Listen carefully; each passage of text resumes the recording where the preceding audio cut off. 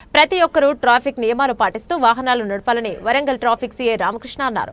Road భద్రతా మాసోత్సవాల ముగింపులో నెహ్రూ యువజన కేంద్రం ఆధ్వర్యంలో జీడబ్ల్యూఎంసీ ఆఫీస్ నుండి ఎంజీఎం సెంటర్ వరకు తాళ్ల పద్మావతి ఫార్మసీ కళాశాల విద్యార్థులతో ర్యాలీ నిర్వహించి ఎంజీఎం సెంటర్లో మానవహారం నిర్వహించారు. కార్యక్రమానికి ముఖ్య అతిథిగా వరంగల్ ట్రాఫిక్ సీఐ రామకృష్ణ విచ్చేసి ట్రాఫిక్ అవేర్నెస్ గురించి విద్యార్థులకు అవగాహన కల్పించారు. అందరూ ట్రాఫిక్ నియమాలు పాటించాలని, హెల్మెట్ ధరించాలని, వెహికల్ డాక్యుమెంట్స్ అన్ని కలిగి ఉండాలని, రాంగ్ రూట్ లో వెళ్లొద్దని, సెల్ ఫోన్ డ్రైవింగ్ చేయొద్దని, ట్రిపుల్ రైడింగ్ వెళ్లొద్దని, మైనర్ కు బండి ఇవ్వొద్దని విద్యార్థులకు వివరించారు.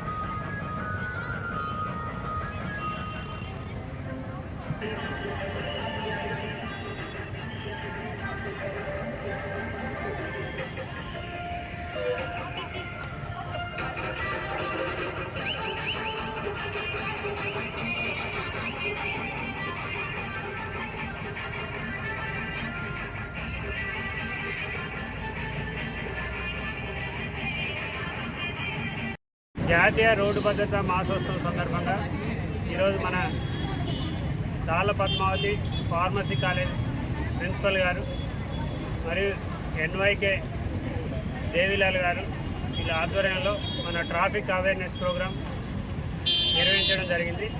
దీని యొక్క ముఖ్య ఉద్దేశం ఏంటంటే ప్రతి ఒక్కరు కూడా రోడ్డు భద్రతా నియమాలు పాటిస్తూ సురక్షితంగా వాళ్ళ యొక్క ప్రయాణం అనేది ఉండాలని చెప్పి వాళ్ళ జర్నీ సురక్షితంగా ఉండి ఇంటికి క్షేమంగా చేరుకోవాలనే ఉద్దేశంతో ఈ యొక్క కార్యక్రమం నిర్వహించడం జరిగింది. రోడ్డు మీద ప్రతి ఒక్కరు కూడా 80 నుంచి 90% యాక్సిడెంట్లు అన్నీ కూడా హెల్మెట్ లేకపోవడంలో జరుగుతున్నాయి.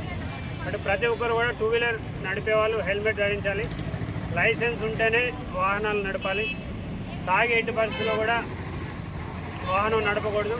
తాగి నడపడం వల్ల రీసెంట్గా ఒక 3 days బ్యాక్ ఒకటి మేజర్ యాక్సిడెంట్ అయింది మన మామనూరులో. ఆ టిప్పర్ డ్రైవరు తాగి నడపడం వల్ల దాని మీద ఉన్న ఐరన్ మొత్తం ఒక 2 ఆటోల మీద పడి పల్టీ కొట్టి ఒక 7 ఒకటే ఫ్యామిలీకి సంబంధించిన వాళ్ళు చనిపోయారు. కాబట్టి ఎట్టి పరిస్థితుల్లో తాగడం అనేది మీకు సరదా కావచ్చు, కానీ తాగి వాహనం నడపడం వల్ల ఒక కుటుంబం నుంచి ఒక 10, 20, 100 కుటుంబాలు కూడా రోడ్డు మీద పడే ప్రమాదం ఉంది. కాబట్టి ఎట్టి పరిస్థితుల్లో కూడా తాగి వాహనాలు నడపొద్దు, లైసెన్స్ తీసుకోండి, డ్రంక్ అండ్ డ్రైవ్ చేయొద్దు, హెల్మెట్ కంపల్సరీ పెట్టుకోవాలి, కారు నడిపే వాళ్ళు సీట్ బెల్ట్ పెట్టుకోవాలి. మైనర్లకి వాహనాలు ఎట్టి పరిస్థితులు ఇవ్వద్దు. మైనర్లు వాహనాలు ఇస్తే మైనర్లతో పాటు వాళ్ళ యొక్క పేరెంట్స్ కూడా వాళ్ళతో పాటు జైలుకు పోవాల్సిన పరిస్థితి ఉంటుంది. కాబట్టి ప్రతి ఒక్కరు కూడా ఈ రోడ్డు భద్రతా మాసోత్సవంలో కొంత అవేర్నెస్ కలిగించుకొని రోడ్డు భద్రతా నియమాలు, ట్రాఫిక్ నియమాలు పాటిస్తూ క్షేమంగా అందరూ కూడా ఇంటికి చేరుకోవాలని చెప్పి వారితో మనం